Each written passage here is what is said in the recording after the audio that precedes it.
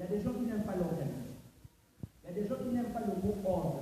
Il y a des gens qui n'aiment pas le mot discipline. L'implication de tous à la tâche. Le principe d'accord. Mais il y a aussi le principe de l'organisation. Voyez-vous, ils avaient une vision, un projet, c'est bâtir une tour. Mais quand vous lisez ce texte, frères et sœurs, vous allez remarquer l'organisation. Ils n'ont pas cherché à vouloir faire les briques sans pourtant qu'ils trouvent d'abord le terrain.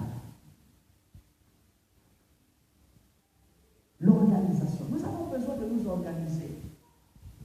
Nous avons besoin de mettre de l'ordre dans ce que nous faisons. L'organisation dans le travail de Dieu. Dieu est le premier organisateur. Quand vous lisez le livre de la Genèse, j'aime bien le chapitre 1, vous n'avez qu'à lire et vous allez remarquer, Dieu est le premier planificateur. Dieu est un organisateur. Comment il a créé le monde, le nombre de jours nous est donné et chaque jour, les différentes tâches qu'il était en train d'accomplir. C'est l'organisation.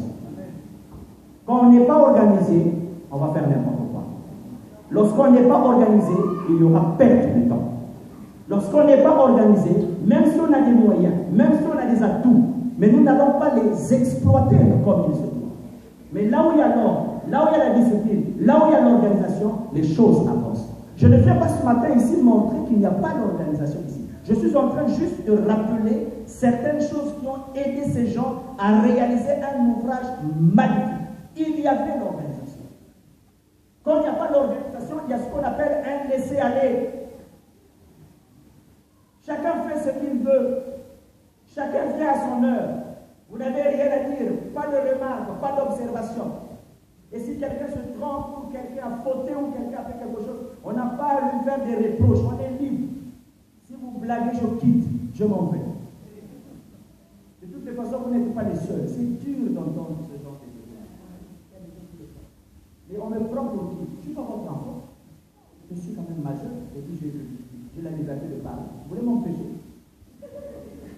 Et puis, de toutes les manières, dans cette église, je le sens de tous les frères. Donc, ça veut dire que si le pasteur me permet de vous dire, c'est pas la vie.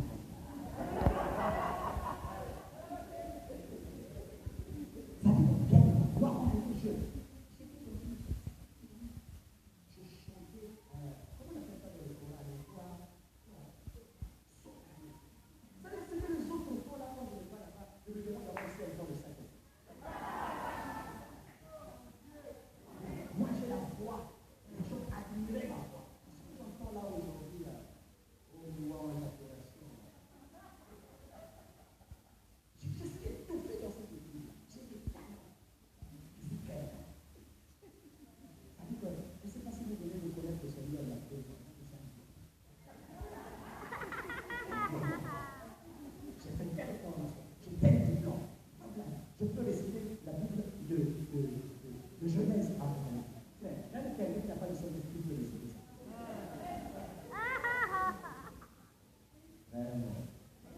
Est-ce que vous comprenez? Mais frères et sœurs, c'est ce que nous faisons aujourd'hui. C'est comme ça que nous parlons dans l'église. Et comme je l'ai dit, ça décourage le pasteur. Quand les gens parlent comme ça, quand les gens se plaignent de cette manière, c'est quelqu'un, on n'a pas à le mépriser. J'ai des dons, j'ai des talents, j'ai déjà fait mal des exploits. C'est parce que moi, les circonstances vont durer, donc j'allais voir. Ah, c'est pas possible. Que Dieu nous aide. Non, apprenons à travailler en équipe. Nous avons besoin de changer notre manière de parler. Ça blesse. Ça décourage. Vous venez à l'église fort, voyons, vous sortez découragés, vous sortez attristés. Le langage des uns et des autres, la manière de vous regarder. Regarde ce qu'on appelle des regards hautains. C'est-à-dire, les gens qui vous regardent, c'est comme si vous avez reçu du pied. Tu n'as même plus la possibilité de le regarder en face. Ça fait mal. On ne parle pas de mon fils, de votre cœur, on se sent humilié, blessé. Ne le faisons pas dans la maison de Dieu. Dieu veut que dans l'église, nous soyons soudés, parce que Dieu veut nous voir travailler en équipe. Et pour terminer, qu'est-ce qui a fait que Dieu regarder, mais par rapport au temps, je me limite à ces quelques principes. Mais je voudrais terminer en vous montrant ce qui a fait que Dieu arrête l'ouvrage. Ce n'était pas l'unité qui manquait, c'était l'unité. Et la Bible, dans le Nouveau Testament, Jésus, les apôtres ont enseigné sur l'unité.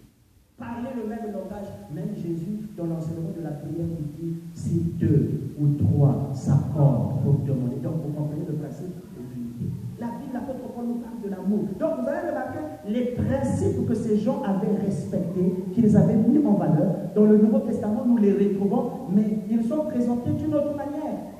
Mais il y a un problème qui a fait que cette œuvre qu'ils étaient en train d'entreprendre soit arrêtée par Dieu. Et je vous donne la première raison. Il disait, construisons-nous une ville, une tour, dont le sommet touche le ciel. Nous allons nous faire un nom.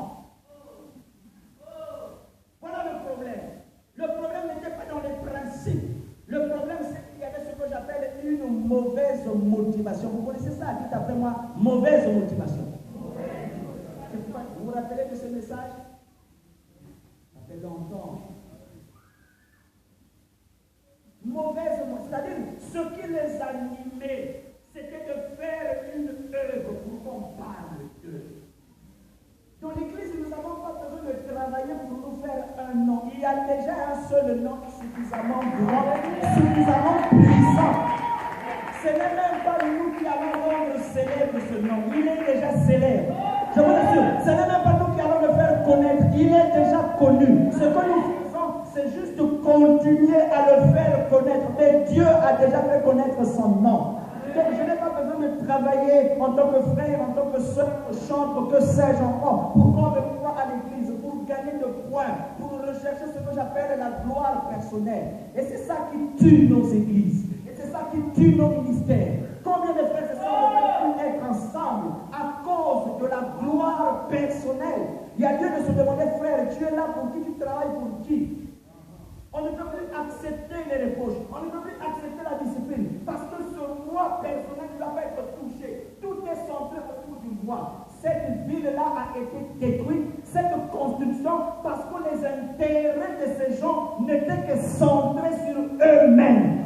Et quand on est un enfant de Dieu, lorsque Dieu a béni Abraham, non, il a donné la promesse, il a dit, je te bénirai et je ferai de toi une source de bénédiction. Quand Dieu m'a sauvé, c'est qu'à travers moi que d'autres personnes soient sauvées. Si Dieu m'a béni, qu'au travers de moi que d'autres personnes soient bénies. Si Dieu m'a pardonné, je dois répandre le principe du pardon. Si Dieu m'a transformé, je dois aider les autres à vivre la transformation. Si Dieu m'a relevé, je dois aider ceux qui sont en bas pour que eux aussi à leur tour qu'ils se relèvent. Si Dieu m'a sorti des ténèbres et il a fait de moi une lumière, je dois aider ceux qui sont dans les ténèbres pour qu'ils voient briller la lumière de notre Dieu.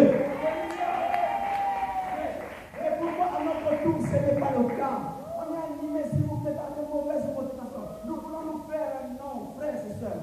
Lorsque tu es rattaché à Christ, lorsque tu deviens ami de Dieu, lorsque ta relation avec Dieu est au beau fixe, puisque le nom de Dieu est élevé, le nom de Dieu est connu, Dieu te fera connaître, Dieu t'élèvera, Dieu te fera rayonner. Mais tu n'as pas besoin de travailler dans l'église pour que forcément tu sois connu. Veille sur tes motivations, parce que c'est ça qui nous ennuie. C'est ça qui nous empêche d'être ensemble. Nous devons veiller, frères et sœurs. On peut bien commencer, mais à un moment donné de la vie, le cœur peut être gagné par des mauvaises intentions, des mauvaises pensées, des mauvaises motivations. Nous venons pour travailler, mais derrière, on glisse quelque chose. Au lieu que nous puissions regarder à la rémunération future, comme Moïse, lorsqu'il a quitté la maison de Pharaon, parce qu'il voyait, la Bible dit, la rémunération future. Toi, tu vois quoi? Amen. Il faut que Dieu arrête cet ouvrage. Et il a arrêté l'ouvrage parce qu'il ne voulait pas regarder au loin. Il ne voulait pas répondre la vision de Dieu aux extrémités. La prière pour terminer ce matin, que le Seigneur nous aide à comprendre qu'il nous a amène dans une dimension où nous devons lever nos regards, ne pas être centrés sur nous-mêmes, mais considérer que Dieu fait de nous des vases, des instruments pour toucher d'autres personnes. Parce que si tout est centralisé sur le moi, sur mes intérêts, mes problèmes, mes difficultés, mes maladies, mes soucis, il y a des gens qui sont tellement collés à ces mêmes soucis, mêmes maladies, même quand vous prenez les anecdotes, mais ils restent collés dessus, mes maladies, mes problèmes. Vous n'avez pas de problème. Il y a même des gens qui sont dans le souci de se donner le problème.